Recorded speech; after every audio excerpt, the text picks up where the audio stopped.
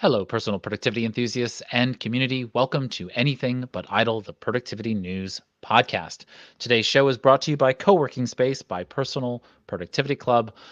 I'm Ray Sidney-Smith, I'm Augusto Pinaud. and we're your hosts for Anything But Idle. This is episode 105, and it's May 10th, 2022.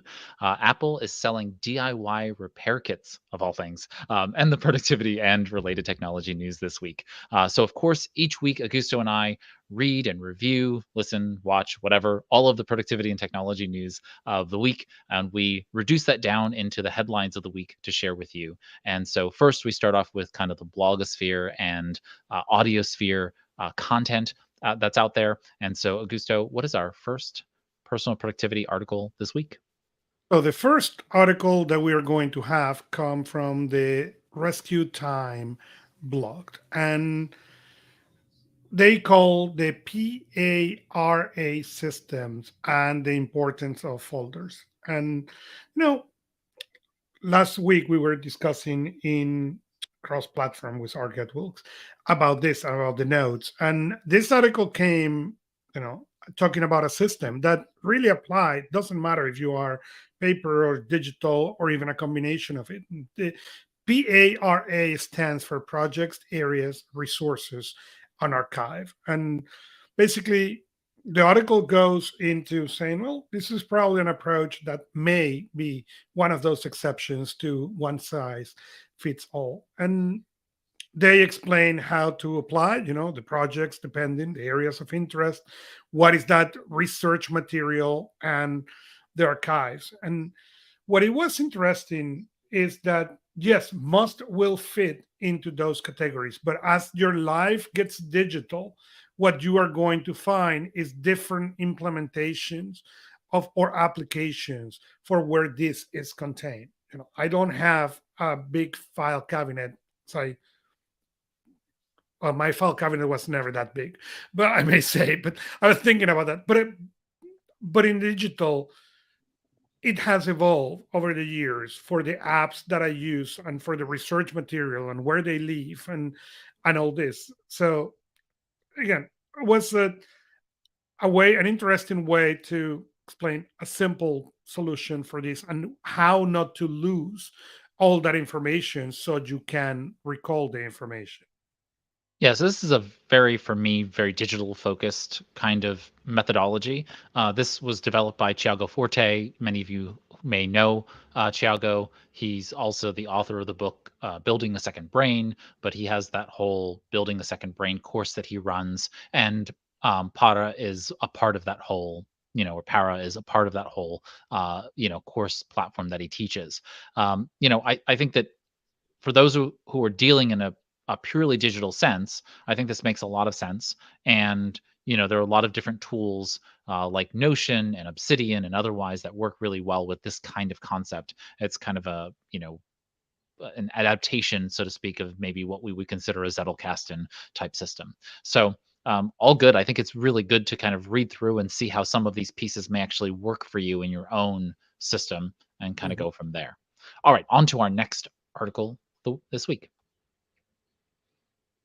How to from life science and how to improve your memory, and you know it's memory is one of those interesting things. They talk about jump focus on a healthy diet, meditation, drinking water, get moving, get a good night of sleep, and how these things are going to help you or can help or play a role into the memory. As I read and all that, yeah, I may agree with a healthy diet and the water. The meditation gets the get moving was the part that okay. I and maybe it's because I don't move. That may be the reason I'm against that part of the article, as my co-host laughs significantly in the side of the screen. But Yeah, no, I think it was a really good article, and it also brings up the importance of having a sense of skepticism relating to things like memory exercises. Brain exercising can be really good for very, very specific use cases, but there are lots of different types of brain training applications and so on and so forth that you just can't trust that they're all going to do what you think they're going to do. You need to be very skeptical about those things. So there are lots of good things that come from, it's not exercising your brain necessarily, but it is the concept of utilizing all the skills your brain has. You have very different types of skill sets that the brain has, and utilizing those skill sets are really important. So, of course, meditation for me in a productivity context is, of course, being able to attend to the right things at the right time. That is about focus. It's about attention, not necessarily about anything else. And so you can train that aspect of your mind, and just do present mindedness, right? That's aside from all of the other types of meditation. Present mindedness is just one very first step in being able to exercise the brain, and therefore combat things like memory loss along the way.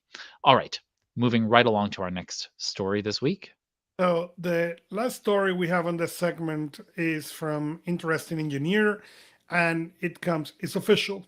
Remote work has zero negative impact in productivity. So if you want to read good news, you can. It was done based on a study in Texas by the University of Texas A&M, and was done during Hurricane Harvey, and how, even in those times, there was really no um, negative impact in your productivity on your productivity for working remotely. And as we've seen people coming back, what we are seeing is fear, and seeing a lot of coming back to something that is not anymore.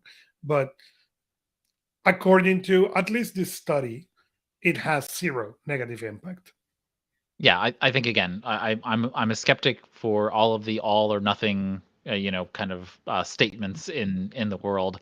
So zero negative impact is probably an overstatement. But the idea that somehow it has dramatic negative impact coming out of any of the executives who are out there basically remote working and then telling their employees that they can't remote work is a form of hypocrisy that is kind of interesting to watch. But I hope that over time we get to see more and more research and show for everyone the nuances based on industry, based on job roles, and whether or not they actually do affect remote work and or just productivity overall in any particular regional labor force or industry focused labor force, and seeing what those impacts are. All right, it looks like we have another Article 3 strategies for dealing with procrastination here, or are we removing that from We the... remove that one. Got it. Okay.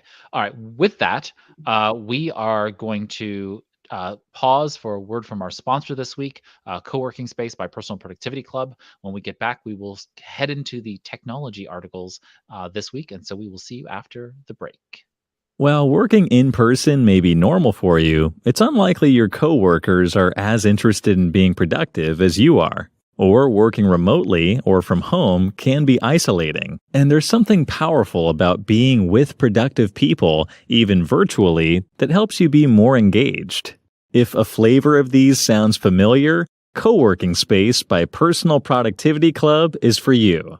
Co-working Space is a virtual work community designed to help members be more effective and efficient in their work and personal lives. At its core, we provide goal tracking and host focused action sessions throughout the week for accountability and camaraderie. Visit anythingbutidle.com/coworking to learn more. Co-working Space lives inside Personal Productivity Club, a digital community for personal productivity enthusiasts, so you can find people who use methods and tools you do too. Again, head over to anythingbutidle.com/coworking to see how Co-working Space can help you be more productive. And now, back to our show. Welcome back, everybody, to Anything But Idle. I'm Ray Sidney-Smith, joined with Augusto Pinaud for the second half of Anything But Idle to talk about the technology and news headlines of the week. Augusto, what's our first tech headline this week?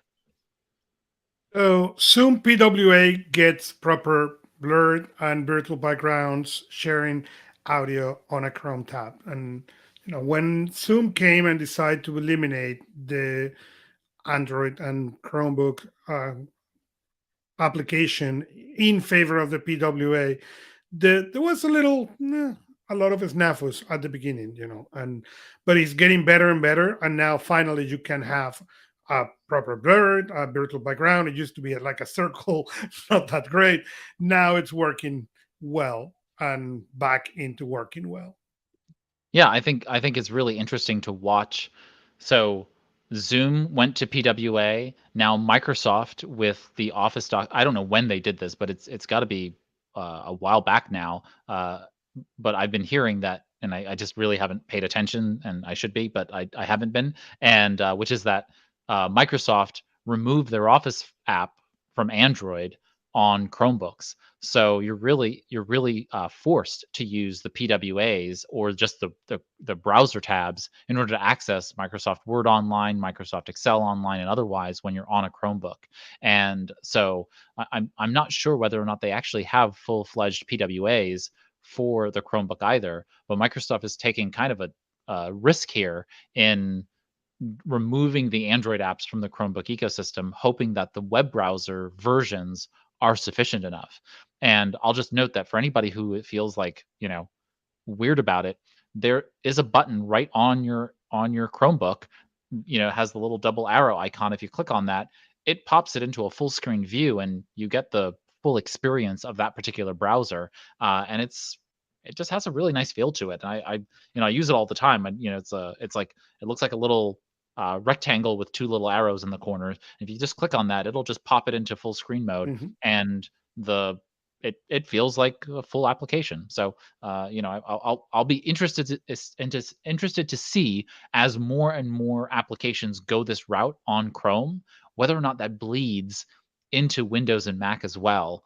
Because why have extra surfaces that you have to develop for when you can put all of your programming resources into Into one? one. Mhm. So, it's just the way the web is going. I think it's the way that a lot of application development is going, is, putting it all into JavaScript and hoping that the world continues to But you to see, run it is round. very interesting because as you can see that now, one, as you said, for developers, allows them to be, you know, better because now you can offer really a universal solution.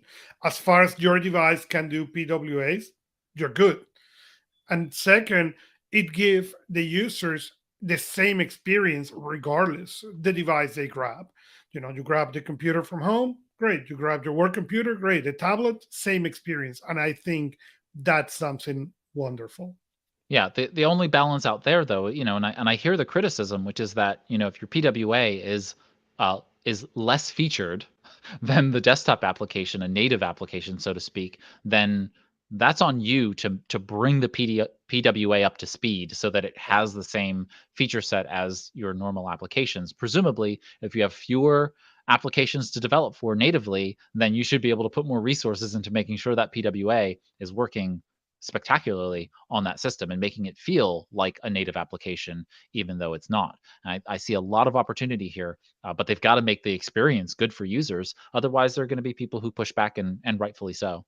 All right, on to our next story, a little bit of workspace news. Yeah, workspace storage managed tools are rolling out for admins. And I'm going to let you talk really about this because this is more into the areas that you manage than I manage. Yeah, so this is explicitly for Google Workspace administrators. And so what they're doing now is giving you basically a workspace storage dashboard and a bunch of tools to basically manage the amount of storage and space people are using within your Google Workspace account. So this is for those of you who are managing teams within Google Workspace. And so you can see each individual, how much data they're using, what applications and the types of data that are being utilized within Google Workspace, and then being able to deal with those things. So you can say, okay, well, I need to, get access to these things. I need to either expand, the storage available to this user or whatnot, and kind of deal with all those particular pieces within the Google Workspace environment.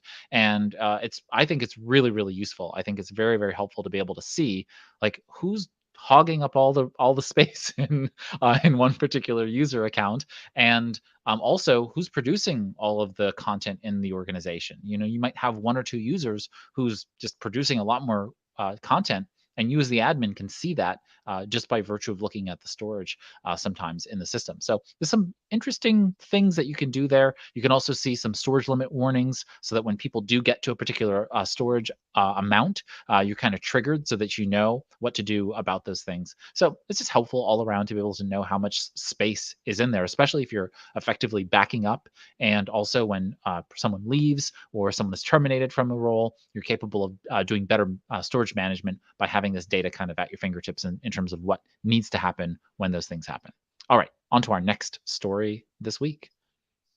Our next story this week is something that should get you excited. So we are going to put a time limit for you here. Pixel Watch, go.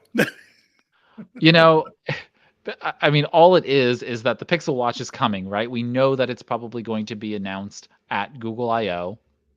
And there's also a rumor that the Google Pixel Buds Pro may be announced at Google I/O. But knowing that the Pixel Watch is like imminently coming out and that it's called Pixel Watch is, kind of we kind of knew that already, right? I'm incredibly excited about it. I mean, I will be tossing this Samsung Galaxy Watch 4 right on eBay the moment the Pixel Watch goes on sale, and I will be purchasing a Pixel Watch. Purely because I've got a Pixel line of phones in the house. Like we have several Google Pixel phones in the house, and I'm currently my daily driver is a Pixel 5, and I actually really like it. I know that there are a lot of improvements in the Pixel 6 and 6 Pro, but the 6 Pro, I'm not as particularly excited about the 6 Pro. I may be excited come later this year with the Google Pixel 7 and the 7 Pro, and seeing whether or not I'll upgrade from the 5 to the 7 Pro when it does come out. But having the Pixel Watch just tightly pair with your phone is so important. And I think most Apple users already know that with the Apple iOS and Apple Watch OS experience. I want that. And since I'm not a Samsung phone user, I don't have that experience with Samsung. And no offense, to Big B, but I have no interest in that assistant from Samsung being anywhere near or around me in terms of help. So it's just not that helpful of an assistant, and that's a problem. So I'm really excited about the Pixel Watch. I'm hoping that it lives up to the length of time they took to get it out the door. So so I'm really hoping the Pixel Watch is not underwhelming in terms of expectation, because I expect it to be a really, really damn good smartwatch. That's exactly what is exciting for me about this. Dude, I'm getting a Pixel Watch? No. Uh, but I really hope one of the problems I see currently with the Apple Watch is that who is the competitor? Sorry, there is no competitor. And being no competitor in the market, Apple has no push. Okay. It is the same issue Apple is having with the Max N1. Okay. We have the event coming, WWDC. Are we expecting great things? No, I'm expecting that the 2022 WWDC is going to be the most boring WWDC ever. Why? There is no innovation needed from Apple. Okay. If they do nothing and they come and say, we decide not to release anything, they will still be ahead 12 months. So, why? So, what I'm excited about this is if Google really push the line, as I hope they do, because if they have shown, at least until now, every time they put the Pixel brand next to it, they really push it. So, I'm hoping that's what happened with the watch, and that means that the next year Apple Watch it's going to push the line, even maybe with this year, but I doubt it.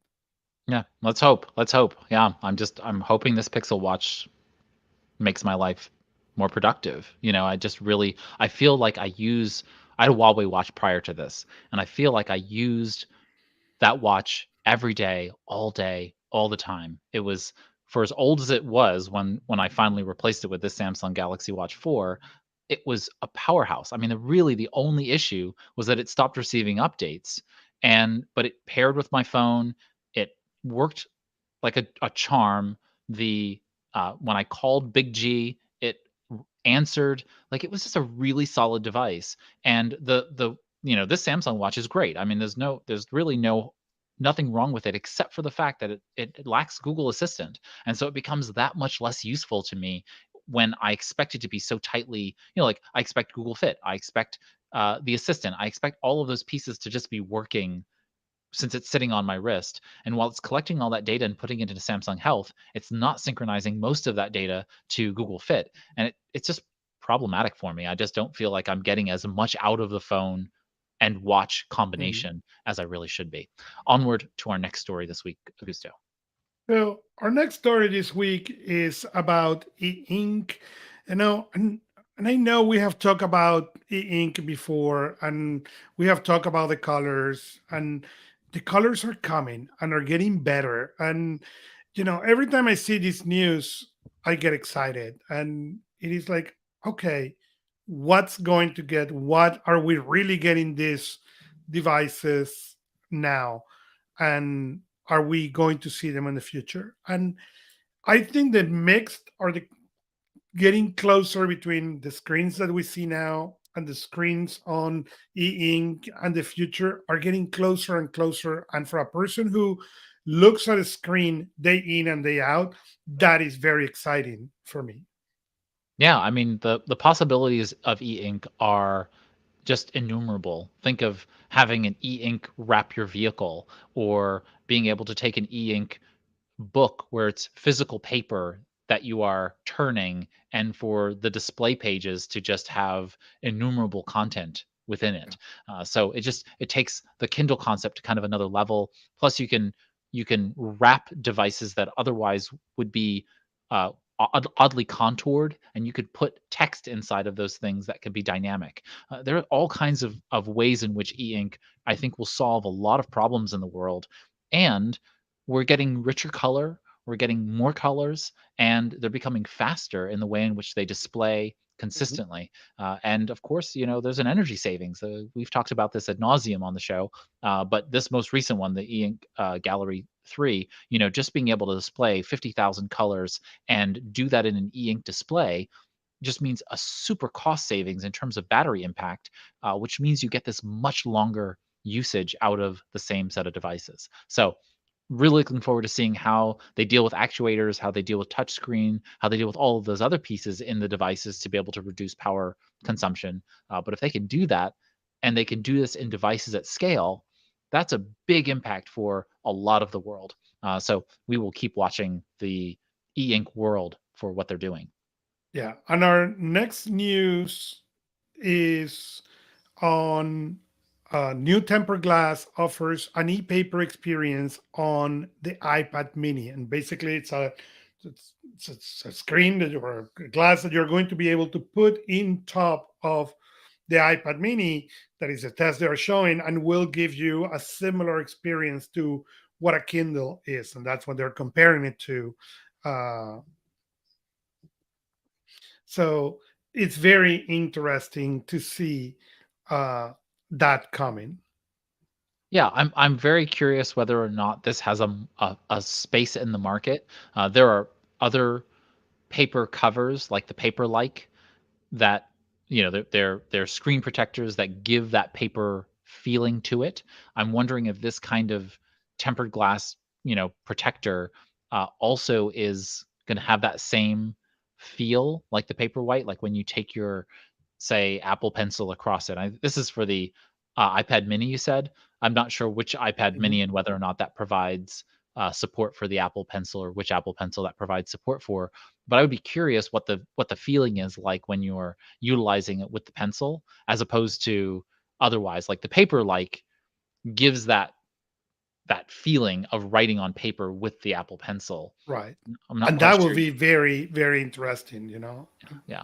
Yeah. I think the paper like is probably the thing I would go with before I would run to something like this, giving this kind of matte finish to it. I don't particularly find myself intrigued by the e-paper looking experience on an iPad mini, although I know that you've done work to make your iPad emulate an e-ink type screen for concentration purposes and focus purposes. So I can see this kind of matte finish maybe helping to emulate that kind of Kindle feel to it, and therefore, give you that same experience. I just don't have that. I don't have that need, and I really do like the paper-like screen protectors for the writing surface feel that you get when you're using GoodNotes or Notability. Yeah, on the iPad, and I have explained it here in the show, but on the iPad, you can go to settings, accessibility, and filter colors. So it basically take all the screen color and make it basically tones of gray, very close to e-ink. So I use it consistently. I even have a button that if I click 3 times, or a shortcut. So if I click 3 times the center bottom, it will turn automatically into gray colors. But it's great because I, for example, take my iPad to bed, but instead of reading in colors and have all those negative influence that they said, I go and do it in a basically and something similar to a e-ink, that at the end of the day, then I take my glasses, I can mostly it's reading what I'm doing, but it allows me to do that without the colors and all that. In At the end of the day, my eyes are very tired. It's very, very good for that. Fantastic. On to our next story.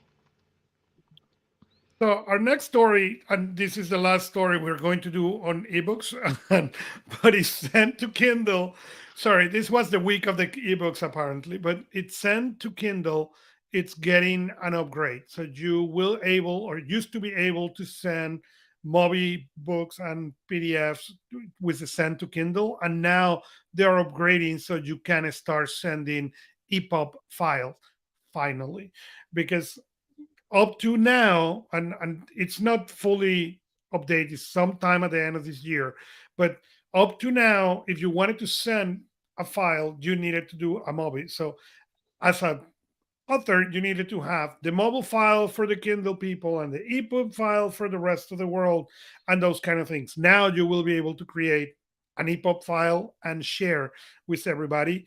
That is very exciting. I get a lot of things that I convert into EPUB because it's faster for me to annotate and all that. Now I will be able to have them in the Kindle and access on any device. So very, very excited about it. Yeah, I'm really pleased. I think that it's a little bit unfortunate that Kindle Amazon took this long to support EPUB, Agreed. and of course, they purchased. I forget who they purchased to get the Mobi format, and now they're sunsetting the Mobi format, and as well as the AZW, the original, Mhm. Amazon file format, and that's all. It's all right. I mean, like, again, they just don't. They're telling you that you'll be able to still send it, but it just basically won't support the latest features on Kindles. I totally get it. They need to.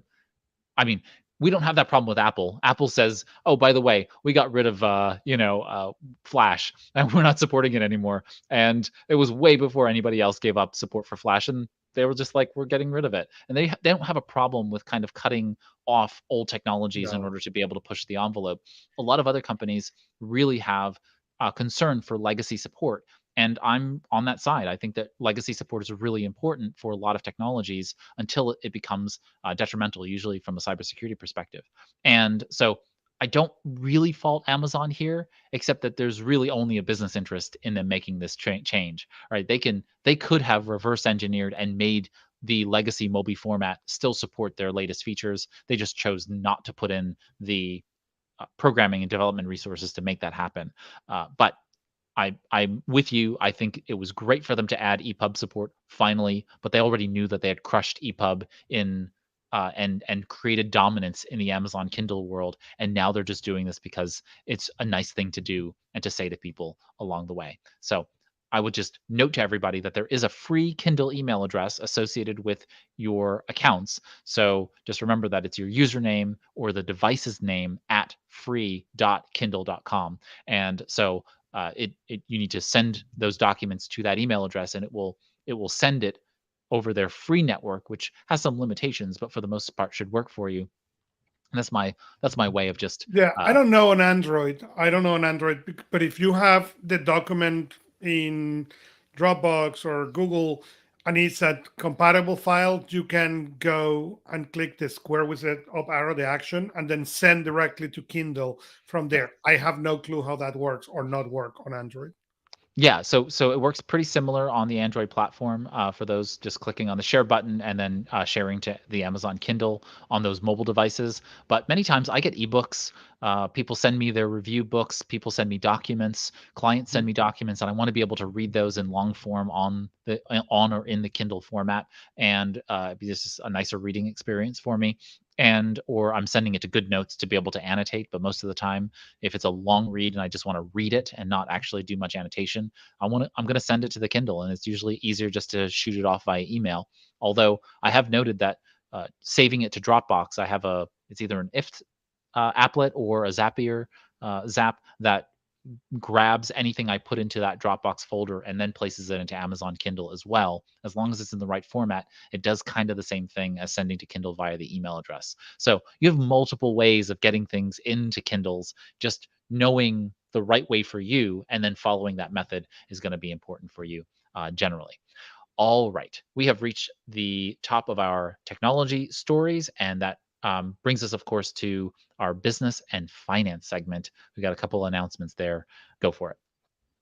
So the first one we have is Industry 4.0 by 2050. And the article goes into, defining Industry 1.0, the beginning of the factories, 2.0, the major evolution, railroads, telegraph, and the addition of that Industry 3.0 is, the upgrade, the addition of the computers to provide better communication tool. And now we are adding, Internet of Things, artificial intelligence, 3D by 2050. Seems far to me, but it is, you can read a little bit about how this or they estimate is going to think. But I don't know if Internet of Things as such will wait to 50-50. I think that revolution is already behind, as a revolution I'm talking about. Yeah, so there's an 8-minute video on the page. I highly recommend you watch the 8 minutes. You Yes. can watch it in 2x speed if you need to. And the reality is that when we think about the way in which we move forward in the world, we have a tendency to forget that our children today need to be prepared for the future. And if we do not and cannot forecast, at least with some general broad strokes, what the future is going to look like, we are going to be behind. And so 2050 is really like, if I have a child today, they'll be 25, 27, whatever, by the time 2050 rolls around. And that means that the education system, the professional development system, the vocational education and technical education world, all of those need to, be supported by government in changing so that we can be prepared for that future. And we already know the technology, the future is more technology, the future is more hybrid and remote work, and the future is more knowledge work in those spaces. And so, how do we get behind the right resources so that we can have industry supporting our future jobs? Like, how do we have good jobs, uh may I say even great jobs, for our children and our children's children, so that we are capable of having that kind of economic benefit, that when I'm more gray haired and sitting in my nursing home, knowing that the future is going to be brighter for them than it was for me. And I think that we always want that to be the case. We want a verdant environment, a green, flush environment for the future generations. We need to think about that today. And so I know that it seems like a far way off, but I really urge everybody to watch this and think about, what do we need to do today to make sure that the future generations, I'll potentially be long dead by the time 2075 comes along, but I want to know that what we're doing today is helping make sure that the future generations have a chance at a better life and a better future than we did. And so I think it's a really important piece there. All right, our next story.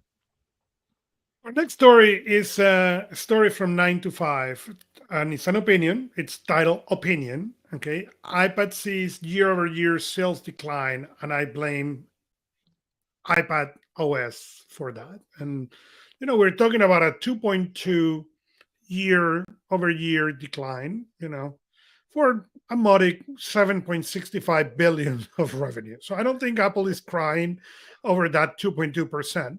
But, you know, as the article goes into that and blames iOS, you know, I respectfully disagree. There is two things that has happened in the last 2 years. One is the M1 chip, and the M1 chip make really very exciting to buy a MacBook. Okay, that it's ridiculously powerful. Not only that, Apple released 4 or 5 chipsets, one more powerful than the other one. Okay, the M1 that it was already ridiculously powerful, okay, end up being the slowest one of the family of chipsets. And even that the Mac, or sorry, the iPad got the M1, the 2021 iPad is like many things Apple ahead of the game. Okay, and Apple has done this years over years over years, especially when they do massive changes like this. Okay, that the first generation is lagging behind and then they come and catch it up. So the 2.2%, one, I don't think is significant. Second, the reality is people bought a lot of tablet devices between 2020 and 2021 because of all the pandemic. And no, the cycles on these devices are not 12 months, are much longer than that one. And second, I believe if anybody has played with a MacBook, even the MacBook Air with an M1, they're incredibly fast.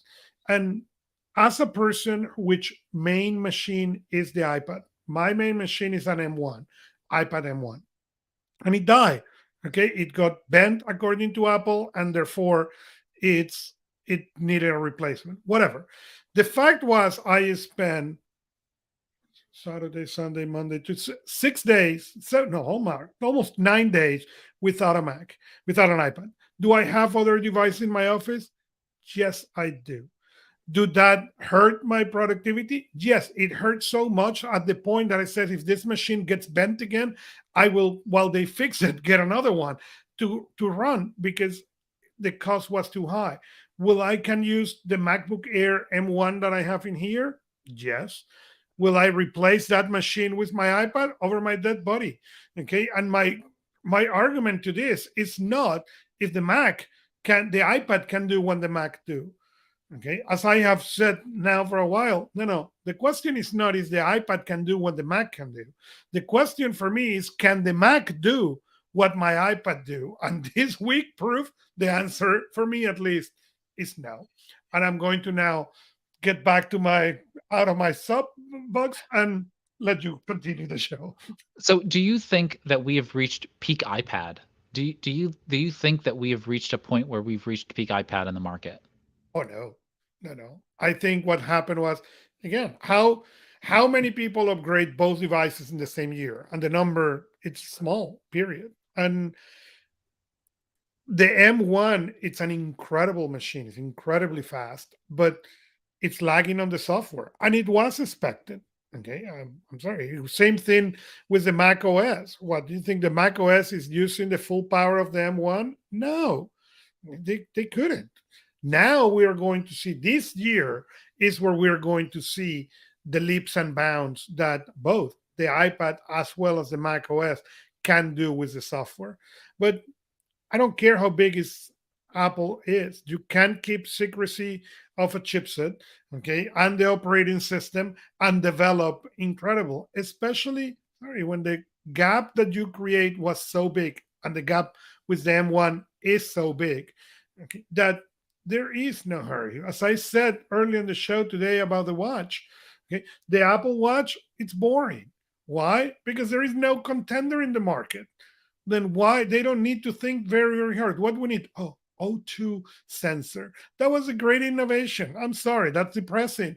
Okay, but the problem was with an O2 sensor, we went already ahead of the market. So why? It's very hard to push when you don't need to push to be ahead of the market. And we need the competitors to come and really beat Apple so Apple can turn back into the monster that it is. Yeah, I don't think that we've reached peak iPad, and I'm actually really curious when WWDC comes around, whether or not the rumors of the the iPod Touch come back. That would be an interesting re-release of a product on the market, and how that mixes with the other mobile options among iPads, iPad Airs, Minis, and the Pros. And I think across the board, I think it really makes a lot of sense for them to have the different options for different markets. It's not in the news for this week, but Apple today announced, that the iPod Touch is dead, is a legacy now Mm. officially, and it makes sense. Okay, if I have two kids, okay, 10 and 13, if you ask my kids what an iPod is, they will look at you like, I don't know. Okay. And if you show it to them, they'll say, oh, it's like an iPhone without data. Okay. That will be the answer. Sorry. They don't care for the device. They want an iPhone. They don't want an iPod Touch. And and it's fine. The brand did what it did and it did very well. And the kids now want the iPhone or the iPad. And actually, my 10-year-old, okay, came and said, hey, what can I do to get data on my iPad? Okay, that's what he wants now. He understands that if he can get data, he can play anywhere, and his iPad has no data, and that's what he wants. So he's trying to negotiate how he's going to pay for data until he saw the cost. But that's a different story that you know outside of this event today. Yeah, so it's official that they're not going to bring another iPod Touch to the market. Well, as of today, I don't think so. I don't think Interesting. so. They may Yeah. bring a smaller iPad, but I don't see Yeah, that yeah. either. I mean, it would be the same thing, right? Like if they made an iPad Micro as opposed to the iPad Mini, it would just basically be an iPod Touch. Yeah, So it's I kind of don't see curious to that me how that happening. all works. Yeah, I mean, I don't care either way. But I think it's really, really interesting to see a successful piece of hardware married with a really good operating system, on the market for as long Yeah. as the iPad has been, and what they're doing with it. So One um, of the things that you see is how early families are doing giving phones to the kids, and yeah. so why, even if you think about it, if you get my phone right now and go and upgrade, my phone being okay, I can give it to the kid without a phone line. Why buy an iPod Touch? Right. It's a difficult product to place on the current technology realities. Yeah, I can see myself getting an iPod Touch over an iPad Mini, though. I mean, I don't need an iPad Mini, whereas I would still want to have access to some applications that I'm not gonna get an iPhone. I have a bunch of Android phones, and I'm just not going back to to iOS, and so that's just. But having that form factor would make a lot of sense for a lot of applications that I would want that form factor for. So I could see utility for some of us who are just testing things and troubleshooting with clients, that kind of thing. I know it's an edge case, but either way, let's move on to productivity resources of the week. As you all know, Augusto and I come across many personal productivity tools, apps, and services in our productivity journeys to bring you anything but idle each week. And so in this segment, productivity resources of the week, we each bring you one or, you know, two tools we think you might like. Today, we each have two tools. And so the first one up is a tool called Lunatask. And I found this out actually through, I think it was an entrepreneur link. And Entrepreneur was like selling a lifetime access deal to it. So definitely check that out. If you go to entrepreneur.com and type in Lunatask or something like that, you'll find this application. And I think it's like $49 USD to get a lifetime access to it. But the reason I bring this to you is because Lunatask is really interesting because it is a privacy focused task application.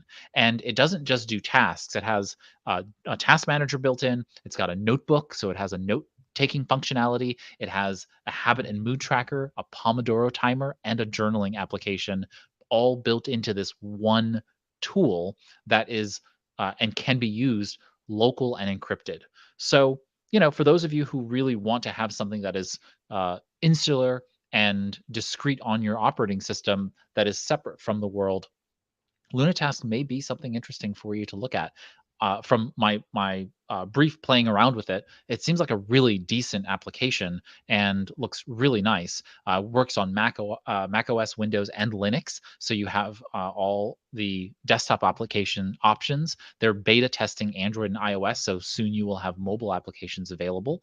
And so I'm presuming that they're doing this lifetime deal to build up the funds to be able to hire that Android and iOS development team to make that happen. But with the calendar tool built into it, where you can connect your calendar, it seems like a really nice, clean looking application. It almost reminds me of Mailbird and the way in which Mailbird looks in terms of the design aesthetic. So I just wanted to kind of pique anyone's attention who was really looking for something like that. I think the mood and habit tracker piece element, that whole thing is really unique.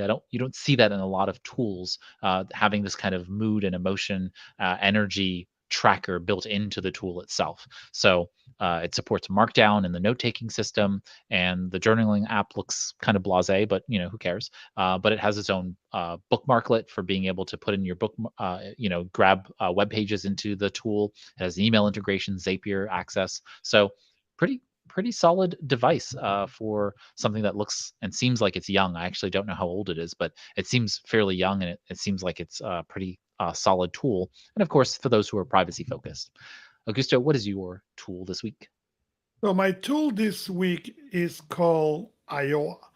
And it was introduced to me as a mind map tool. Okay, and you can collaborate on the web and you can include, that was very interesting, multi-platform apps for the Mac website. So, but after I downloaded and I start playing with it, discover, oh, this has a lot more. So basically, they allows you to do three main things: create what they call a task board, think on a Trello, okay, create mind maps, or create whiteboards where you can collect a bunch of information.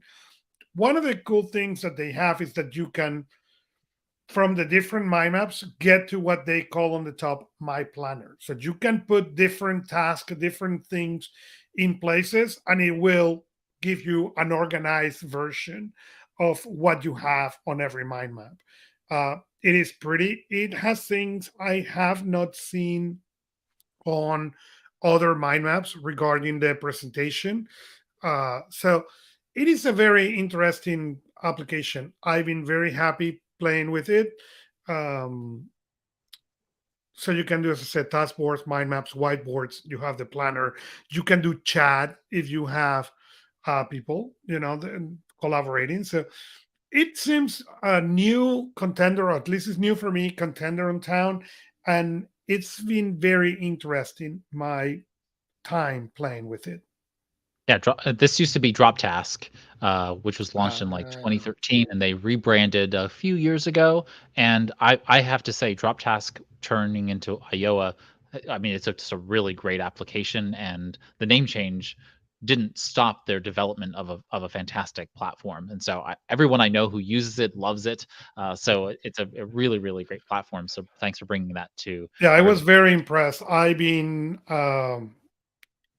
how's it called, the one I use, my Node user for many, many, many years. And aside of the idea of need to migrate from my Node that I'm considering actively, I was very, very impressed with what I saw in there. Yeah, I'm a FreeMind slash Mind42 user for the web collaboration slash local mind mapping side of it, and they're very very Spartan tools, but they're interoperable. And so I've just never been able to get into Simple Mind or into any of the MindMeister or XMind because it requires that lack of interoperability that Mhm. I'm just not willing to utilize in a mind mapping environment. Workflowy mixed with FreeMind mixed with Mind42 is probably the closest thing since you can import and export XML files or OPML files that are in an outline format to the mind map format and back. Droptask or Iowa provides that really nice blend between Kanban and mind map and outline and so on and so forth that I think is a really nice feature there. Either way, onward to our featured story this week. Augusto, what's our featured story this week? So Apple begins allowing you to repair, the do-it-yourself repair service is now available in the States, at least for iPhone 12 and iPhone 13. So Apple is launching their do-it-yourself service. You will be able to buy parts and get even tools for rental. And there are certain limits, there are warning signs, but they are going to give you access to the repair manual. You are going to get to the parts. They're going to give you um, the thing, and it is interesting because when you look at the prices, it's not more cheaper than bring it to the Apple Store and let them do it. But hey, they checked the box that now you can do it, and I went even and play. I fix it. Was mentioning that among Apple requirements are that you need to provide the serial number or the IMEI number for the device to buy for replacing the parts. I don't know what is the reason for that, but basically you can buy the parts, and if you return the old parts, they give you a credit back. So I'm assuming that Apple is trying to increase the number of recycling that they are going to do from these old parts instead of people putting them on the trash. So kudos to Apple for that. And at least for the battery, I went and played with, okay, let me rent a battery. What will be the cost for an iPhone 12 Pro to get the battery? Okay, it was $70. You get 24.15 in if you replace the return the replaced part. That at the end will be $46 to do it yourself. And they said, if you do this, then you need to call us after that or call AppleCare. So we do the testing. They can send you a link, and the software will run in the phone. This is very interesting. But as I said, this requires somebody with skills. And this is important to remember. This is not thought, designed for the average user. The average user should walk to the Apple store and drop the phone in the envelope and pick it up the next day, because the risk of damaging the phone, yes, it's not going to damage the guarantee. And I think that's part of the serial number idea, is when you come back and say, I don't know what happened with your phone, they say, oh yeah, this is the part that you tried to replace. Too bad. Okay, but I don't know. Yeah, I think there are a number of different things going on here. One is that right to replace movements around the world are catching up with Apple, Google, Samsung, Microsoft, and the other OEMs, and so they are trying to get ahead of it. And Apple's doing the bare minimum here. I know that you're lauding them for the recycling component here, but I think there's probably a bit more on the loss Agreed. prevention, and it's loss prevention mixed in with cost recovery. And so I think there is an environmental benefit here, yes, but I don't think that was their primary point. It's kind of an afterthought. And for a company that's supposed to be, progressive in their views on the environment, they should really take it up a notch, right? Microsoft, I'm still aware of your Ocean mouse. That was an idiotic product. So I'm not I'm not happy with Microsoft on that level either. But the reality here is that the right to repair should be a right. It is a right. It's just it has not been enumerated by at least in the United States yet. But we should have a right to repair our own devices. I can go take my shoe and get the sole replaced. I should be able to go take my phone, own my phone, and take it and have it fixed in any way, shape, or form that I want to. Apple doing the bare minimum of giving the 12, the 13, and the third generation iPhone SE capable toolkits is one thing. It's a bit patronizing for them to come to me and tell me that I can't fix my own phone. But I fully and absolutely agree with you. This is not for most people. Most people are going to damage their devices and damage the technology that's in their hands, and they should really leave this to competent people who can do this stuff. And for that might mean like your 15-year-old daughter who is savvy with technology, but it also probably means going to an iFixit or to some other authorized repair person who can do this kind of stuff. So I think it's a good step in the right direction. Sure. Do I think that we should be far, far further with regard to repair kits for these technologies? Yes. Also, I think we need to do more, and we need to be more vocal to OEMs that they shouldn't and can't lock in, technology so that in essence I'm just licensing the phone that I own. I paid you $1,000 for a phone, $1,300 with peripherals and all the other things, and then I can't even fix my own phone. It kind of makes me. The guy who has tried to fix them before, and I tell the story when my son he got my iPad Pro, the 9.7, and the screen broke. That was the reason that device was upgraded. So I give it to him, and it was in the beginning of the pandemic. So I said, okay, when pandemic gets, I will. So he was desperate. So I said, okay, fine, I'm going to buy the screen and I'm going to do the repair. okay, instead of going to Apple.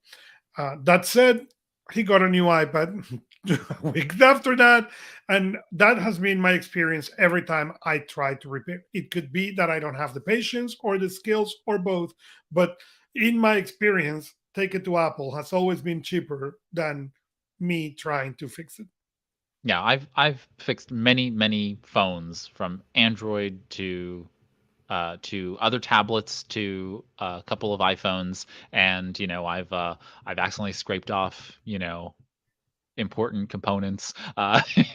You know, I've damaged an actuator or two when attempting to repair screens. These things do happen, and so you're going to have to, when you damage the actuator on an iPhone screen, you got to toss that and get a new screen with a proper a fixed actuator again, so that you can get it to work, right? And there are a plethora of aftermarket and less than stellar parts that you can buy on Amazon and other places, and you have very mixed results in whether or not those things are going to work. And so I like having the ability to buy directly from the from Yeah. the producer of the phone, to be able to say, okay, this is something I know will work when I plug it in, and if it doesn't, I can go back to the Apple store and say, hey, I tried this display and it's not working. Can you fix it?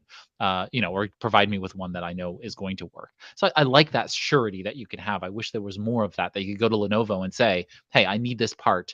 And I know you can to some extent, but they make it really, really difficult for you to be able to do that stuff. This, Augusto, but I had a keyboard on one of my Chromebooks fail, and replacing that, I mean, you really solved the problem for me, but Lenovo couldn't. They weren't able to sell me the keyboard to the laptop I bought from them. It was ridiculous that they couldn't sell me this one particular part that they didn't sell separately from other pieces. That should be illegal. I mean, it just really it's criminal on some level for them to sell me a product and then to make it completely obsolete when one particular component of the device no longer operates. So we need to have a better stance here on all of this. And I know I'm a bit on my soapbox about it, but I really get Well, aware when these kinds of things happen to people around me, and I get those calls. but I'm going to share this with people, not for any other that I'm sure that problem that you have, it's a problem that other people have. And we Ray tried to find it in Lenovo. I tried to find it either. And then suddenly I thought about, well, what about going? We went eBay, couldn't find it. And then I thought about finding a broken device. And that's what we found. Somebody was selling the broken device with the keyboard, and that's what I bought and shipped. The person was trying to get rid of the device, and we fixed the keyboard issue. And I want to share it just because, in case somebody else is having that same struggle, if your OEM do not provide you the piece, find for a broken device on eBay, because you don't care for the device. You care is for the piece that you're missing, and that may be the solution. Absolutely. Okay. With that out of the way, announcements, and then we'll We wrap have up. two announcements. One is Happier App won the Webby Award. That's Gretchen Rubin app, and she won the Webby Award this year. And our second announcement is an article from Protocol saying most customers do not appreciate subscriptions. Productivity nerds apparently do. But it goes into the cost of all these apps, and how much they add, and how much is your monthly cost when you start adding all these subscriptions, all these apps. And you know sometimes we don't notice how much this adds up and how quickly it adds up. Yeah, and like apps like services like SetApp, which is kind of like the Mac OS Netflix subscription service, or it's the Netflix of Mac OS apps. I don't know if they do iOS apps as well, but the idea though is that you subscribe to a payment subscription. Yeah, there is one that they don't do iOS, but they do Mac, and I don't remember the name of the company. It's called SetApp. Okay. And so there are those kinds of services, and there are others out there like that. And so you can save substantial money if you kind of use something like that, but then you don't necessarily own the software. Not that you own the software anyway, you're licensing it either way, but you're paying on a regular basis for access to this pool of software. So that may be something to also consider. Also, a lot of people uh, get other software that's already baked into their conglomerate tool of choice, whether that be Google Workspace or Microsoft 365, or in the Apple ecosystem, you have the iWork. I don't know what it's called anymore. Is it still iWorks? Pages and numbers and Keynote. Yeah. Basically, that productivity suite. You have all of those things caked into the iCloud, ecosystem, and so like utilize the tools that are available to you. Many times, you don't need the extra tools. They're nice to have, and so I think that's always a good point, just to keep things, fiscally responsible in some way, shape, or form. And so, with that, we've covered the productivity and related technologies news this week, Augusto. And so thank you, as always, for putting together this show each and every week. It is my pleasure. Okay. On anythingbutidle.com, you will find our show notes. You will find links to all the stories that we discussed. You will find our productivity resources of the week. And you'll also find a boatload of extra stories that we couldn't cover in our time together. If we did, we would be here for the next 6 hours, and you might be sleeping by then. We also have text transcripts that you can read on the page itself. You just expand it right there on the episode page, or you can go ahead and download it as PDF to read offline.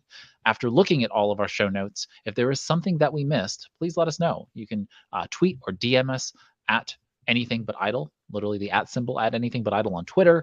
You can use our contact form. You can send a smoke signal. No, you can leave a comment on our episode page, but you can just let us know. And that, of course, helps to inform everybody else. Note also that we have a community which is inside of Personal Productivity Club, which is our digital community dedicated to all of you personal productivity enthusiasts. But if you head over to anythingbutidle.com/community, which is right there on your screen, anythingbutidle.com/community, you will join the group dedicated to this podcast. And so every episode we put out a post. And so you can go ahead and comment on that episode post as well, and let us know if there's anything that we missed, or if you want to discuss anything with the other fellow listeners of the show. So if this is your first time watching the live stream, feel free to click the subscribe button. That'll, of course, get you notified when we go live weekly. And if you're listening to the podcast, feel free to visit anythingbutidle.com/subscribe. And there you can learn how to subscribe in your favorite podcast app for free across the interwebs. And so that will, of course, get it downloaded to your podcast app of choice when we put out new episodes the day after the show. So all of this stuff is available. We're recording live now, but by the time you're hearing this in the podcast feed, we have already posted that content in the show notes. But these things go out the day after. All right. So with that, we thank you all for listening and watching and all that other fun stuff. We will see you all next time on Anything But Idle. Here's to your production.